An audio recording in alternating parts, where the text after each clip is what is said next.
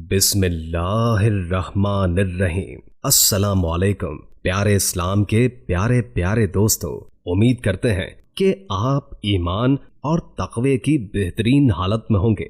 آج ہم آپ کو ایک منفرد اور بہت خوبصورت واقعہ سنانے جا رہے ہیں، حضرت موسیٰ علیہ السلام اور ایک بے اولاد عورت کا قصہ۔ ویڈیو شروع کرنے سے قبل نئے آنے والے تمام دوستوں سے ریکویسٹ ہے کہ ہمارے چینل پیارا اسلام کو سبسکرائب کریں اور درود پاک سے ہونے والی محفل کا حصہ بننے کے لیے کامنٹ میں اپنا نام تحریر کریں۔ حضرت موسیٰ علیہ السلام اللہ تعالیٰ کے بہت ہی بہادر اور برگزیدہ بزرگ ہیں۔ آپ کو کلیم اللہ کا لقب دیا گیا۔ اس لقب کی وجہ یہ تھی کہ آپ علیہ السلام اللہ تعالیٰ سے باتیں کیا کرتے تھے، اور باتیں کرنے کے لیے ایک مخصوص جگہ کا انتخاب کیا گیا جسے کوہ طور کے نام سے جانا جاتا ہے۔ اللہ تعالیٰ سے بات کرنے کا یہ شرف آپ کے علاوہ کسی اور کے پاس نہیں تھا۔ حضرت موسیٰ علیہ السلام معمول کے مطابق اللہ تعالیٰ سے ملاقات کے لیے کوہ طور کی طرف روانہ تھے کہ راستے میں آپ کو ایک عورت نظر آئی جو کہ زاروں قطار رو رہی تھی۔ آپ علیہ السلام کا دل ویسے ہی نرم تھا تو اس عورت کو دیکھ کر آپ خود بھی غمگین ہو گئے۔ حضرت موسیٰ علیہ السلام سے رہا نہ گیا اور اس عورت سے اس کی پریشانی کا سبب پوچھا۔ اس عورت نے بتایا کہ وہ بے اولاد ہے اور لوگ اسے بانجھ ہونے کا طعنہ دیتے ہیں۔ اس عورت نے حضرت موسیٰ علیہ السلام سے گزارش کی کہ وہ اللہ تعالیٰ سے یہ دریافت کرے کہ اس کو کبھی اولاد ہوگی یا نہیں۔ وہ عورت جانتی تھی کہ حضرت موسیٰ علیہ السلام اللہ تعالیٰ سے ہم کلام ہوتے ہیں۔ حضرت موسیٰ علیہ السلام نے اس عورت کو یقین دلایا کہ وہ اللہ تعالیٰ سے اس معاملے کا ذکر ضرور کریں گے، اور اس کے بعد آپ پھر سے کوہ طور کی طرف چل دیے۔ اللہ تعالیٰ سے ملاقات کے دوران ہی حضرت موسیٰ علیہ السلام نے عورت کا ماجرا بیان کیا تو اللہ تعالیٰ نے حضرت موسیٰ علیہ السلام کو بتایا کہ اس عورت کی قسمت میں یہی لکھا ہے کہ اسے کبھی اولاد نہیں ہوگی، اور اس عورت کو چاہیے کہ اس پر جو آزمائش آئی ہے اس پر صبر کرے۔ آپ علیہ السلام یہ سن کر خود بھی غمگین ہو گئے۔ جب آپ علیہ السلام کوہ طور سے واپس لوٹے تو اس عورت کو اسی جگہ بیٹھا پایا۔ وہ آپ علیہ السلام کی ہی منتظر تھی۔ حضرت موسیٰ علیہ السلام نے عورت کو اللہ کا فیصلہ سنایا۔ عورت یہ سن کر بہت روئی۔ آپ علیہ السلام نے اس عورت کو تسلی دی اور یہ بھی کہا کہ اللہ تعالیٰ کے ہر فیصلے میں بہتری ہوتی ہے، اسی لیے وہ صبر سے کام لے۔ اولاد اللہ تعالیٰ کی دین ہوتی ہے، وہ جسے چاہے بیٹیاں عطا فرمائے یا جسے چاہے بیٹے، اور جسے چاہے دونوں ہی عطا فرما دیں۔ اس واقعے کو بہت عرصہ گزر چکا تھا۔ ایک دن اس عورت کے گھر کے قریب سے ہی ایک درویش روٹی کا سوال کر رہا تھا۔ عورت کے کان میں جب اس درویش کی صدا پڑی تو اسے رک جانے کا کہا، اور کچھ دیر کے بعد اس کے لیے روٹی لے کر آئی۔ پھر درویش نے عورت کو اولاد عطا ہونے کی دعا دی، اور ایسا ہوا کہ اللہ تعالیٰ نے اس درویش کی دعا قبول کر لی اور عورت کو اولاد کی نعمت سے نواز دیا۔ جب اس بات کی خبر حضرت موسیٰ علیہ السلام کے پاس پہنچی تو آپ علیہ السلام بہت حیران ہوئے، کیونکہ اللہ تعالیٰ نے تو انہیں بتایا تھا کہ اس عورت کی قسمت میں اولاد کا نہ ہونا لکھا ہے، تو یہ کیسے ممکن ہوا؟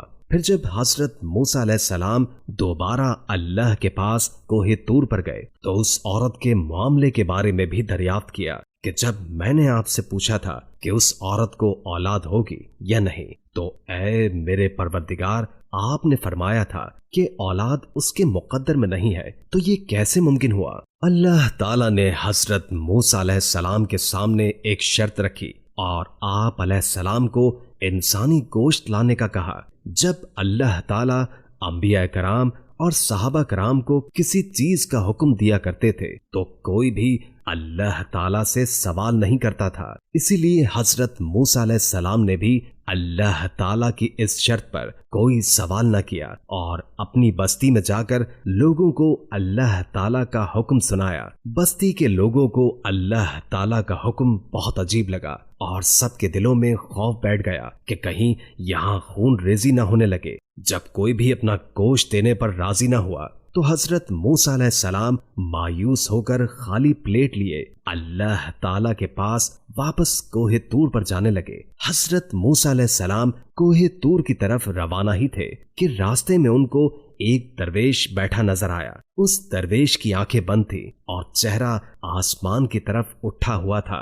उस दरवेश की जुबान पर बस अल्लाह अल्लाह का कलमा जारी था। हजरत मूसा अलैहिस्सलाम उस दरवेश के पास गए और उसे अल्लाह ताला का हुक्म सुनाया। उस दरवेश ने आंखें खोलकर आप की तरफ देखा और अपना बाजू आप अलैहिस्सलाम के आगे कर दिया और कहा कि मैं हाजिर हूँ। उस दरवेश ने हजरत मूसा अलैहिस्सलाम से छुरी ली और अपने बाजू से गोश्त काट कर प्लेट में रख दिया। फिर आप अलैहिस्सलाम अपनी मंजिल की जानिब रवाना हो गए। आप अलैहिस्सलाम अभी कुछ दूर ही गए थे कि उस दरवेश ने आपको पुकारा और कहा कि हो सकता है कि अल्लाह ताला ने गर्दन का गोश्त मांगा हो और उसने अपनी गर्दन से गोश्त काटकर आप अलैहिस्सलाम की प्लेट में रख दिया। हजरत मूसा अलैहिस्सलाम ने फिर से कोहे तूर की तरफ कदम बढ़ा दिए। उस दरवेश ने आपको फिर से रोक लिया और कहा कि हो सकता है कि अल्लाह ताला ने सीने का गोश्त कहा हो और उसने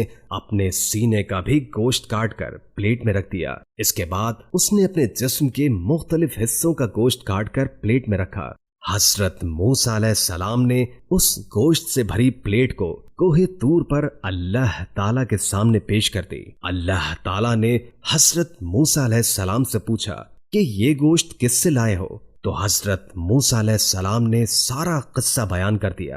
अल्लाह ताला ने फरमाया, ऐ मूसा, ये मेरे बंदे का मुझसे इश्क है और इस इश्क की हद देखो। उसने अपनी तकलीफ का नहीं सोचा बल्कि मेरी रजा और खुशी की खातिर अपने जिस्म की बोटियां काटकर तुम्हारे सामने रख दी।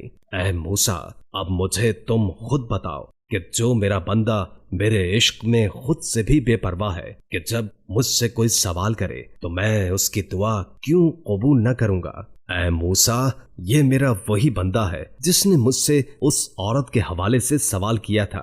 मेरे इस नेक बंदे ने ही मुझसे औरत के लिए औलाद की दुआ की थी, तो भला मैं कैसे उसकी हाजत पूरी न करता। यही वजह है कि मैंने उसकी तकदीर में लिखे को पलट दिया। जो बंदे मेरी खातिर अपने आप को कुर्बान करने के लिए राजी हो जाते हैं, मैं उनकी बात को कैसे रद्द कर सकता हूँ।